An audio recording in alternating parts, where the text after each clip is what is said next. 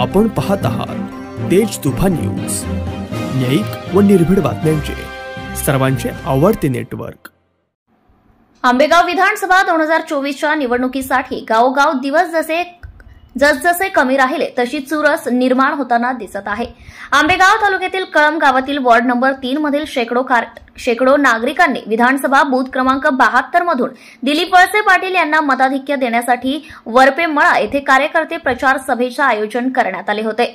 यावेळी महायुती उमेदवार दिलीप वळसे पाटील यांना भरघोस मतदान करून विजयी करण्याचे आवाहन विविध नागरिकांनी भाषणात केले। तर यावेळी कळंबचे शेकडो कार्यकर्ते, नागरिक व पदाधिकारी उपस्थित होते। यामध्ये योगेश वरपे यांनी आपल्या अभ्यासपूर्ण भाषणात उपस्थित लोकांना मार्गदर्शन केले। मुख्य संपादक अयूब शेख, कळंब, आंबेगाव। 24च्या या विधानसभेच्या निवडणुकीच्या निमित्ताने या ठिकाणी बूथ क्रमांक 72 आपण सर्व या ठिकाणी कार्यकर्ते, पदाधिकारी या ठिकाणी उपस्थित आहोत। आत्ताच आंबेगाव तालुका राष्ट्रवादी युवक काँग्रेसच्या उपाध्यक्षपदी माननीय स्वप्नील वरपे यांची या ठिकाणी नियुक्ती झालेली आहे। त्यांचे देखील सर्वांच्या वतीने सहर्ष स्वागत। त्याचबरोबर दत्ता शेठ वरपे यांचा वाढदिवस, रमेश शेठ यांचा वाढदिवस, या दोन्ही उभयतांना, दोन्ही नेत्यांना वाढदिवसाच्या शुभेच्छा, की त्यांचं आयुष्य दीर्घायुष्य लाभो हीच ईश्वराचरणी प्रार्थना। या निवडणुकीच्या निमित्तानं विरोधक येतील, सर्वजण येतील, सर्वांचं ऐकून घ्या।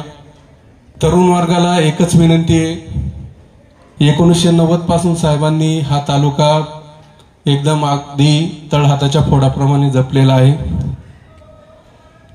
आपल्याला आठवत असेल, जी जुनी जाणती मंडळी आहे, की साहेबांनी लाईटच्या बाबतीत असेल, सगळ्यात आधी महाराष्ट्रामध्ये जर सिंगल फेजचा कोणता प्रकल्प जर केला असेल तर तो सगळ्यात आधी महाराष्ट्रात कळंब या ठिकाणी पसंती दिलेली आहे। त्यामुळं कळंबवरती साहेबांचं अतिशय प्रेम आहे।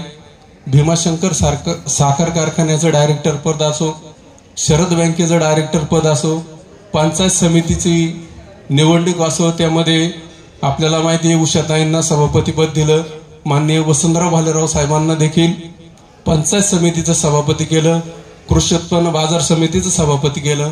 बाकीचे बरेचसे डायरेक्टर आपल्या गावातून राजकीय भूमिकेतून संधी त्यांना दिलेली आहे। त्याचबरोबर काम करत असताना साहेबांनी शिक्षण क्षेत्रामध्ये अतिशय उत्तुंग असं काम केलं। ज्यावेळेस साहेब उच्च तंत्र शिक्षण मंत्री होते त्यावेळेस फक्त साहेबांचं विजन असं आहे की फक्त आंबेगाव तालुक्यासाठीच काम नाही केलं, तर संपूर्ण राज्यासाठी काम करत असताना आपण जर तरुण, आपल्याला माहित असेल, जी आता इंजिनिअरिंगची प्रोसेस होते सीईटी सेलची, ती सीईटी सेलची जी प्रोसेस आहे ती संपूर्ण महाराष्ट्रात जर कोणी आणली असेल आणि सर्वसामान्य माणसाला जर एखाद्या गरीबाचा मुलगा जर हुशार असेल परंतु त्याला जर ते ऍडमिशन घेता येत नसेल, परंतु आता ऑनलाईन पद्धतीने जर सीईटी सेल मधून आपण जर ऍडमिशन घेतलं तर आपल्याला चांगली टक्केवारी असेल तर कोणत्याही चांगल्या कॉलेजला ऍडमिशन मिळू शकतं। आणि ही जी प्रोसेस आहे ही जर कोणी महाराष्ट्रात राबवली असेल तर त्याचं नाव आहे नामदार दिलीपराव वळसे पाटील साहेब। आपण सर्वांनी समजून घेतलं पाहिजे की साहेब कशासाठी पाहिजे आपल्याला। हे तरुणांना विनंती आहे की तरुणांना वाटतं बदल पाहिजे, अरे बदल कशाला पाहिजे? जर जुन्या विहिरीला चांगलं पाणी, चांगली विहीर पाणी देते, किती उपसा, विहीर आटतच नाही। नवी विहीर जर खांडली आणि त्याला जर पाणीच नाही लागलं, तुम्ही काय करणार? 5 वर्ष असं कोरडं मारावं लागल। त्याच्यामुळे विचार करा, विहिरीला चांगलं पाणी कधी उपसा, मोटर अगदी वीजची आहे, किती पाणी भरा, अडचण येणार नाही तालुक्यात। त्यामुळं साहेब देत आहेत तर नक्कीच तुम्ही घ्या। आणि दुसरंही सांगतो, ठीक आहे साहेबांचं थोडा वेळ बाजूला ठेवा, दुसरा आमदार झाला, ज्यावेळी दुसरा आमदार होतो आमदाराला निधी असतं 2 कोटी रुपये, किती वर्षाचा निधी आहे? 2 कोटी रुपये। जर 2 कोटी रुपये जर वर्षाचा निधी असेल तर झाले 10 कोटी रुपये। साहेबांनी आता ह्या 2 महिन्यात साधा जर आमदार झाला तर फक्त 2 कोटी, 5 वर्षाचे 10 कोटी झाले। आता ह्या मागच्या महिन्यामध्ये साहेबांनी कळंबला 4 कोटी रुपये आणि नांदूरला 5 कोटी रुपये असे 9 कोटी रुपये दिले. हे का साहेब करू शकले? तर साहेब राज्याचे सहकार मंत्री आहेत आणि साहेबांचं जे वजन आहे महाराष्ट्र राज्यामध्ये, तर टॉप 10 मध्ये महाराष्ट्र राज्यामध्ये टॉप 10 मधले नेता म्हणून माननीय नामदार दिलीपराव वळसे पाटील यांची नोंद त्या ठिकाणी आहे.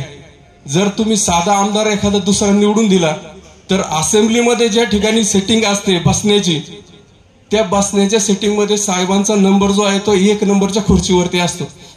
आणि जर दुसरा एखादा आमदार जर असेल तर त्या 288 मध्ये कुठेतरी त्याला मागं बसावं लागेल. त्यामुळं तरुणांना विनंती आहे की आपल्याला वाटतं बदल पाहिजे, तर साहेबांनी कोणतं असं काम केलं नाही? कोणत्या क्षेत्रात साहेबांनी काम केलं नाही? विजेच्या संदर्भात काम केलंय. आज मंचरला मोठा डेपो झालाय, त्याच्यानंतर इंजिनिअरिंग कॉलेज झालंय. आरोग्यासाठी साहेबांनी मंचरला मोठं हॉस्पिटल उभं केलंय. पुण्याला डायलिसिस करण्याची गरज नाही, साहेबांनी 6 मशीन डायलिसिसच्या मंचर हॉस्पिटलला बसवल्यात. सिटी स्कॅन करायची गरज नाही, मंचरला सिटी स्कॅन होते. अगदी 10 रुपयाच्या केस पेपरमध्ये त्या ठिकाणी सर्व सुविधा, कोणतेही असलेलं फ्रॅक्चर मंचरच्या ग्रामीण रुग्णालयात गेल्याच्या नंतर आपलं त्या ठिकाणी 10 रुपयात काम होते. इतक्या सुविधा जर साहेबांनी करून दिल्या असेल आणि आपण जर चुकीचा निर्णय घेणार असू तर आपल्यासारखं दुर्भाग्य कोणीच ठरणार नाही. मागच्या लोकसभेला माननीय शिवाजीदादा आढळराव पाटील यांना आपण संधी दिली नाही, ते पराभूत झाले. आणि ज्या वेळेस ते पराभूत झाले, परत आपल्या तालुक्याला खासदार पदाची संधी आपल्याला मिळणार नाही आता 50 वर्ष, कारण आता पुढे नेताच दिसत नाही. आपला तालुका पुणे जिल्ह्यामध्ये मतदानाच्या दृष्टीने किंवा क्षेत्रफळाच्या दृष्टीने सगळ्यात लहान तालुका आहे, तरी सुद्धा जुन्नर आणि खेड तालुक्यापेक्षा आपल्या साहेबांमुळे आपल्याला मंत्रिपद मिळाली. जर दुसरा आमदार झाला तर परत कधीच मंत्रिपद मिळणार नाही. आणि कोटी रुपयाची जी कामं आहेत ती कधीच आपल्या मतदारसंघात होऊ शकत नाही, कारण 10 आणि 5-10 कोटीमध्ये काहीच होत नाही. आपल्याकडं सगळ्यात तुम्हाला सांगतो 3 नंबर वार्ड भाग्यवान आहे. तालुक्याची नाही तर सगळ्यात जास्त निधी आपल्या 3 नंबर वार्ड मध्ये 1,27,00,000 जी पाणी पुरवठा नळ योजना आता चालू आहे. 3 नंबर वार्ड साठी फक्त 72 बूथ नंबर, किती 1,27,00,000ची स्कीम या ठिकाणी आपल्याला केंद्र शासनाकडून मंजूर झाली. याचं कारण फक्त नामदार दिलीपराव वळसे पाटील साहेब आहे. आपल्याला माहिती आहे गोगर्टीचा जोमानदार आहे Datta शेटणी. Subscribe now and press the bell icon. Never miss an update.